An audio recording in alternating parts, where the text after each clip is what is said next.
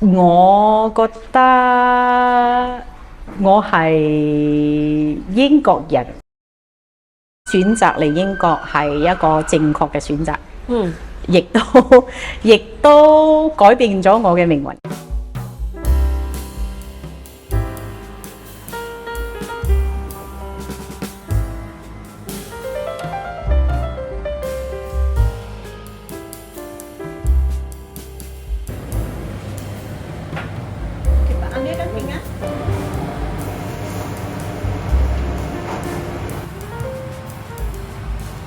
要移民過嚟英國咧，主要係揾出路啦。其實咧，我喺馬來西亞讀到初中生畢業咗之後，就入咗新加坡。喺新加坡工作8年半，不過新加坡全部都係睇學歷，喺工廠做工同埋做埋即係 office 啊，咩嘢都學啦。不過問題係好難揾到食。好難揾到食，因為生活嘅嗰啲水平啊，嗰啲開支好高。新加坡所有一切開支之後呢，所剩無多。有時睇翻，得個50蚊星幣個 saving， 我講幾時先至可以 reach 到買屋嘅願望啊，同埋實現自己嘅夢想呢？屋企你知喺亞洲好多原生家庭好多嘅問題，同埋醫療啊各個方面，咁啊諗到出路就入咗嚟英國。就去咗郊外嘅餐館返工啦。入工嘅時候工資當時係好低嘅啫，我哋係做7日工，但係150磅嘅啫。一個禮拜，一個星期有時做10個鐘，仲要收客。半夜3點都仲喺嗰度抹緊匙羹叉，仲搞緊衞生。就不過冇辦法就做住先。我嚟嘅時候咧，唔係講朋友介紹過嚟，或者係親人啊呢邊有人照應嘅，係一個人過嚟呢邊，好似探索緊每個路程，好似探險咁。有冇好孤單啊？其實孤單就唔會，當工作忙碌嘅時候，參觀忙碌嘅時候，冇時間去孤單嘅，冇時間去孤單，亦都冇諗咁多嘢，淨係諗點去還債，還完債之後咧點去積蓄。冇時間後悔，其實我覺得選擇嚟英國係一個正確嘅選擇，亦都改變咗我嘅命運，都實現咗我嘅夢想。你夢想係咩？我嘅夢想以前淨係要做一次一生嘢做一次生意。哦，原來呢度係後院嚟嘅。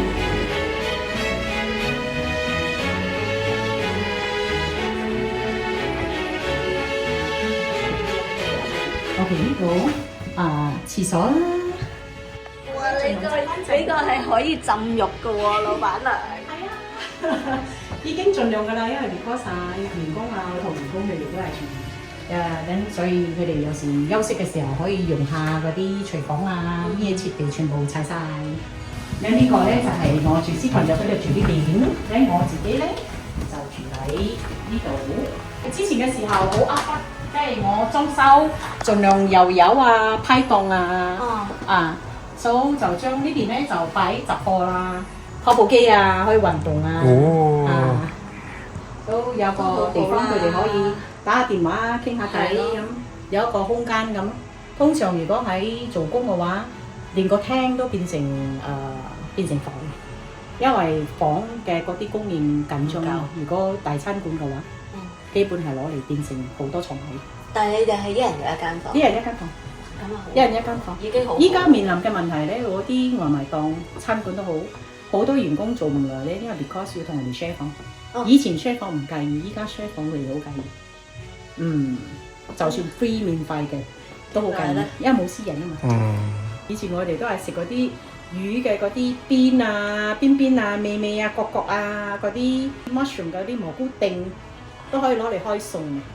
依家咁嘅話員工肯定走路㗎啦。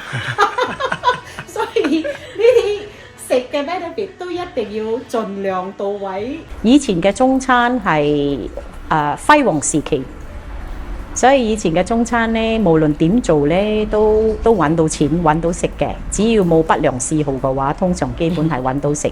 打工又係，老闆都係，全部都揾到食嘅，個個都覺得即係手頭冇咁緊嘅，發達啦就係啦，係。因為口味佢哋即係都好中意係咩？ local 中意嘅咧喺英國咧，主要係因為北京填鴨，即係唔係北京填鴨，即係香酥鴨。香酥鴨咧係得到英國人嘅嗰啲歡喜，所以就中餐就慢慢越嚟越多人食，同埋啲古老豉椒汁水，所謂嘅汁水餐係最多人食噶啦。以前係印度餐，跟住就中餐，中餐變成就好流行。所以個個都揾到食。以前嘅貨咧，因為兌換率高，所以嗰啲貨入口貨全部都物價都好平。咁利潤就高啲，係稅都冇咁重，屋價又平，租金又平，係人手個成本都係成本都好平好多。不過我喺呢邊咧，呢4年入邊，其實包括我之前前身嘅中餐館咧嘅失敗咧，頭尾計翻條數已經係有14間閂門㗎啦，完全轉晒型，變成沒落咗，同埋換晒招牌。有一間日本餐都係今年嘅時候都係執笠咗，所以可以睇到亞洲餐同埋嗰啲壓力、稅啊，各方面嘅壓力啊，工資啊，一切。其實係負荷唔到嘅，冇以前咁好。係好多即係做生意嘅朋友咧，都俾我嘅 feedback 係收入不成正比。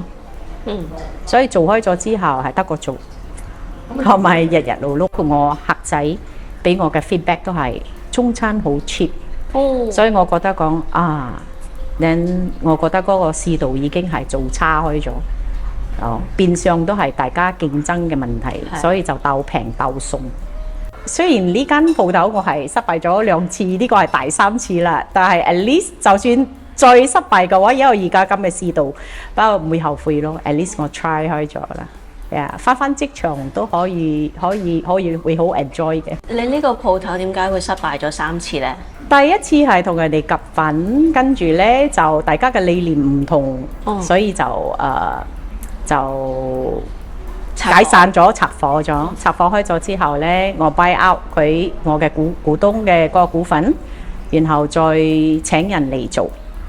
但係咧嗰個生意大不如前，再加埋好多經濟嘅變化啦，同埋打仗啦，又 Covid 啦，啲人仲係有好多失業嘅情況之下，嗰啲消費能力都好低。就再加埋競爭好大，即係呢邊 South End 係好多嘅外賣餐館，我又做翻中餐，就冇咩即係競爭力好大。咁就逐漸咁就越嚟越負擔咗，我就選擇刪咗佢，我就轉型，即刻轉型做馬拉餐，即係做呢邊冇人做嘅。係咯。嘅嗰啲cuisine嚇，拉餐啊！我其實係有，不過當時冇咁大嘅勇氣。點解咧？冇咁大嘅勇氣，因為轉型嘅咧要投放嘅資源亦都係好多。雖然失敗都負債，不過咧轉咗型之後咧，反而2年入邊俾我清晒我啲債務，所以依家慢慢去守住呢盤生意，睇點都要睇成個大環境咯。同埋政府啦嗰啲，每一個細節都有影響到嘅。咁所以而家做馬拉菜咧，有冇啲可以叫做站穩咗陣腳咧？依家都仲係喺住掙扎緊嘅，因為都需要啲 build up 啲客源，同埋要介紹啲客仔到去適應嗰啲口味啦。同埋嗰啲餐啊，其實佢哋係好中意，尤其是係中意食啲咖喱嘅嗰啲餐咁。因為喺馬來西亞係三大民族嘅國家，所以混合咗好多嘅嗰啲菜式，唔同嘅嗰啲烹調嘅嗰啲技術。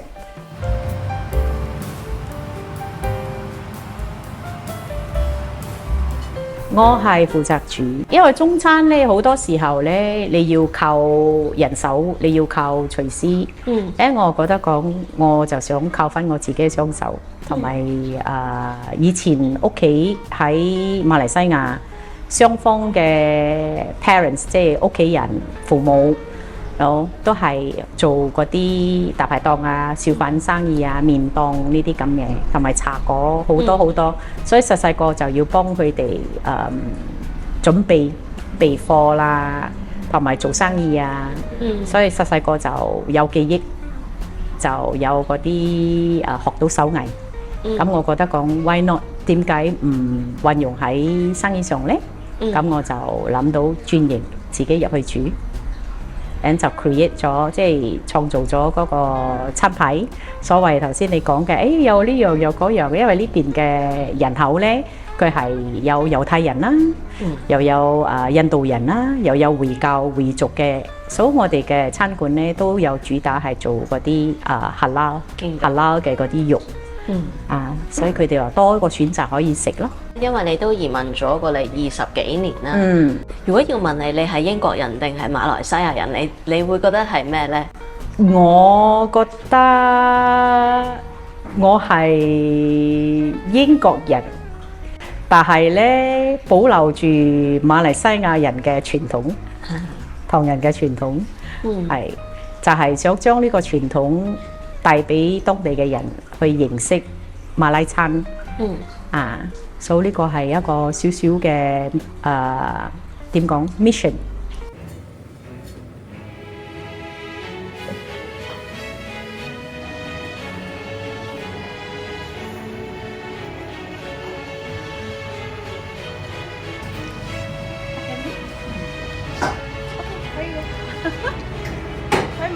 就係咁忙啦，喺呢度就係咁忙碌啦，就係咁忙碌啦，係啊，日日嘅生活就係咁忙碌。我嚟英國呢，我嘅25年，我嘅青春，我嘅時間全部係俾咗飲食業，係以後都冇打算結婚，因為人到一個年紀咗之後呢，做到咁辛苦。向往嗰啲更加向往自由，所以唔要有講係自私啲，就唔想有任何嘅捆綁。咁你有冇拍拖先？拍拖以前啦，以前拍拖，以前有拍拖喺呢度喎，喺新加坡，and then 喺呢邊有嘅，追求者係有嘅，不過係自己比較奄尖啲嘅啫，同埋根本都冇時間。做呢一行嘢，你係完全冇自由，失自由㗎。係啊，至緊要係人品，係同埋勤奮，冇不良嗜好就已經收貨㗎啦。未遇到未遇到係咪？未遇到，因為要求提高。我應該喺呢度要徵友咁樣。下次需要做宣傳一下，然後開始喺嗰度排緊隊，好似 interview 逐個篩選，開玩笑。除咗開鋪之外啦，你仲有咩願望呢？其實我嘅願望呢，就係想幫助教會去實踐買一間教會嘅場地，然後 set up 一個細佬哥嘅國度 Kids Kingdom 喺呢度，喺英國。因為依家年輕人咧，細佬哥好容易受到 social media 啦，好多各方面嘅試探，同埋好容易即係學壞開咗，係啦。咁我覺得講，如果有一個裝備咗佢哋嘅嗰啲信念，無論佢哋遇到咩問題，佢哋都可以 handle 得好好。我係覺得依家我想做嘅係呢。咁多年咧，你喺英國咧，咪見到年輕人嗰個轉變都幾大？好大，尤其是依家毒品泛濫，同埋嗰啲細佬哥開始咧就點講，好容易受到影響。就比較同埋學校嘅教育咧，就冇辦法講，好似去冇得體罰㗎，因為呢個係犯法，你咪喺英國唔允許嘅，所以啲細佬哥咧就比較難駕馭，比較難教導啲都要睇parents， 有時好多時候冇辦法照顧到要返工為咗維持生活加埋嗰啲稅收要繳稅呢啲，所以就啲細佬哥咧就比較忽略咗嗰忽咯。所以我嘅願望就係想做呢啲嘢。都真係需要好多社會各界嘅努力，係真啊！需要係個個都需要去努力，淨係講多啲人參與，啲嘢就會完成得快啲，同埋更加快達到嗰啲理想。我冇諗住翻馬來西亞，翻去探下屋企人啊，或者翻新加坡探屋企人咧 ，OK。話長期翻去定居嘅話咧，未係時候。等我逐步完成咗我嘅計劃咗之後咧，咁我就會安排翻去，好似係翻去幾個月啊，喺嗰度住下咁。最緊要係要將嗰個生意咧穩定咗之後，然後先至可以行得開。依家真係冇辦法行得開。依家真係冇辦法，身不由己，仲要好長嘅時間去拼搏先，因為退休都要有個實質嘅經濟能力先至可以退到休。究竟你成個 lifetime 入邊，你有幾多時間係拼搏緊嘅咧？基本由幼稚園到依家都係拼搏。係幼稚園開始做工做到依家，實質年齡等於好似人哋退休年齡咁啊！點解啊？點解由幼稚園開始咧？幼稚園開始就係幫屋企人開麵檔啊，做生意啦，整茶果啦，跟住讀完書又要去做 part time 啦，又去做兼職啊，即係好似嗰啲童工啊，所以好多嘅嗰啲社會經驗、工作經驗係我覺得講呢啲係好好嘅裝備，好精彩。係啦，好好嘅裝備係俾我路行每一步路咧都平穩好多。你會有啲咩想同嗰陣時準備要嚟英國嘅自己講呢？繼續努力，然後好嘅未來仲係喺前面。